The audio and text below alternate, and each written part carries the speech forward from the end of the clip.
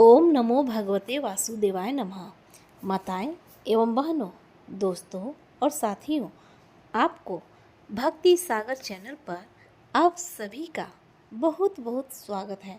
तो दोस्तों, आज हम सुनेंगे वरुथिनी एकादशी व्रत कथा।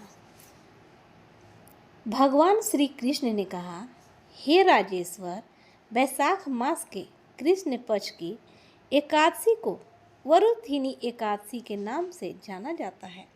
यह सौभाग्य देने वाली, सब पापों को नष्ट करने वाली तथा अंत में मोक्ष देने वाली है।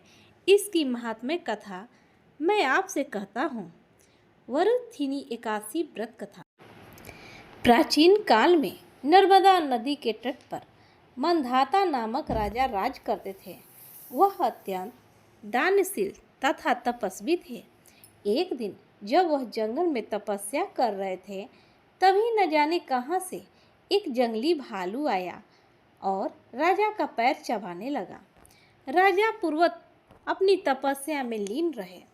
कुछ देर बाद पैर चबाते चबाते भालू राजा को घसीटकर पास के जंगल में ले गया। राजा बहुत घबराया, मगर तापस धर्म में अनुकूल उसने क्रोध और हिंसा न करके भगवान विष्णु से प्रार्थना की। करुण भाव से भगवान विष्णु को पुकारा। उसकी पुकार सुनकर भगवान श्री हरि विष्णु प्रकट हुए और उन्होंने चक्र से भालू को मार डाला। राजा का पैर भालू पहले ही खा चुका था। इससे राजा बहुत ही शोकाकुल हुए। उन्हें दुखी देखकर भगवान विष्णु बोले, हे वत्स, शोक मत करो। तुम मथुरा जाओ और वरुथिनी एकादशी का व्रत रखकर मेरी वराह अवतार मूर्ति की पूजा करो।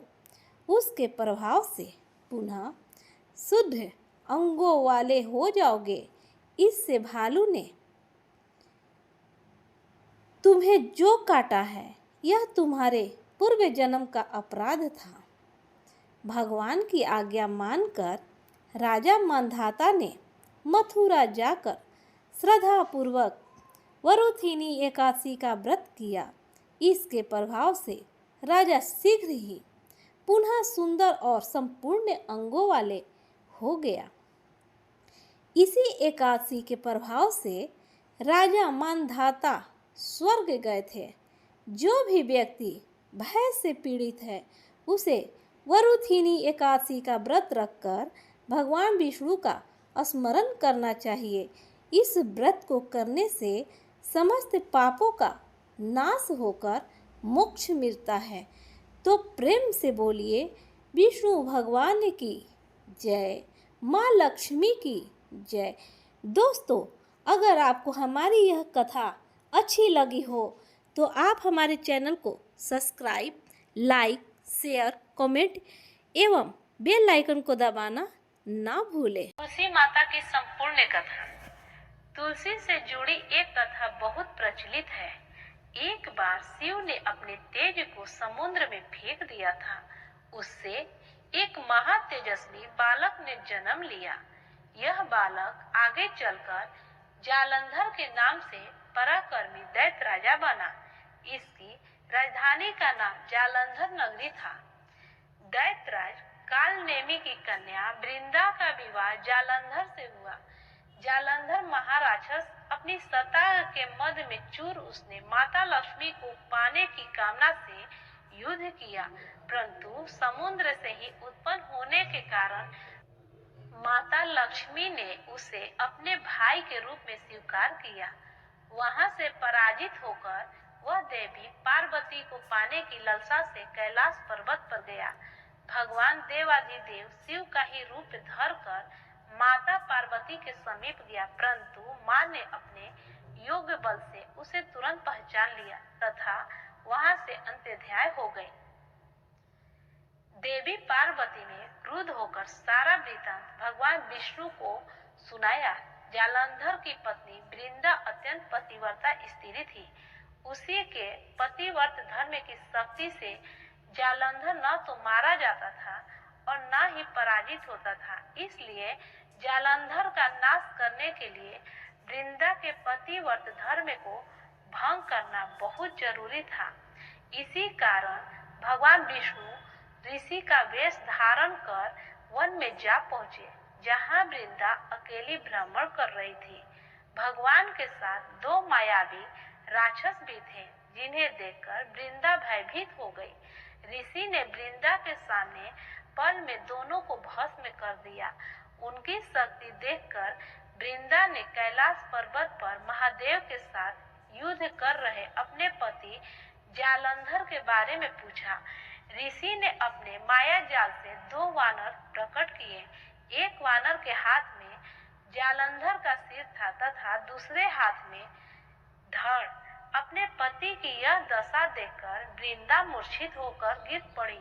होश में आने पर उन्होंने ऋषि रूपी भगवान से विनती की कि वह उसके पति को जीवित करे। भगवान ने अपनी माया से पुनः जालंधर का सिर धड़ से जोड़ दिया, परंतु स्वयं भी वह उसी शरीर में प्रवेश कर गए। वृंदा को इस छल का जरा सा भी आभास न हुआ। जालंधर बने भगवान के साथ वृंदा पतिव्रता का व्यवहार करने लगी, जिससे उसका सतीत्व भंग हो गया। ऐसा होते ही वृंदा का पति जालंधर युद्ध में हार गया। इस सारी लीला का जब वृंदा को पता चला तो उसने क्रुद्ध होकर भगवान विष्णु को शिला होने का श्राप दे दिया तथा स्वयं भी सती हो गई। जहाँ वृंदा भस्म हुई वहाँ तुलसी का पौधा उगा। भगवान विष्णु ने वृंदा से कहा, हे वृंदा, तुम अपने सतीत्व के कारण मुझे लक्ष्मी से भी अधिक प्रिय हो गई हो। अब तुम तुलसी के रूप में सदा मेरे साथ रहोगी। जो मनुष्य भी मेरे शालिग्राम रूप के साथ तुलसी का विवाह करेगा, उसे इस लोक और परलोक में विपुल यश प्राप्त होगा। जिस घर में तुलसी होती है, वहाँ यम के दूत भी असमय नहीं जा सकते। गंगा व नर्मदा के जल में स्नान तथा तुलसी का पूजन बराबर माना जाता है, चाहे मनुष्य कितना भी पापी क्यों न हो। मृत्यु के समय जिसके प्राण मंजरी रहित तुलसी और गंगा जल मुख में रखकर निकल जाते हैं, वह पापों से मुक्त होकर वैकुंठ धाम को प्राप्त होता है। जो मनुष्य तुलसी व आंवलों की छाया में अपने पितरों का श्राद्ध करता है, उसके पितर मोक्ष को प्राप्त हो जाते हैं। उसी दैत्य जालंधर का यह भूमि जालंधर नाम से विख्यात है। सती वृंदा का मंदिर मोहल्ला कोट किशन चंद्र में स्थित है। कहते हैं इस स्थान पर एक प्राचीन गुफा थी जो सीधी हरिद्वार तक जाती थी। सच्चे मन से 40 दिन तक सती वृंदा देवी के मंदिर में पूजा करने से सभी मनोरथ पूर्ण हो जाते हैं।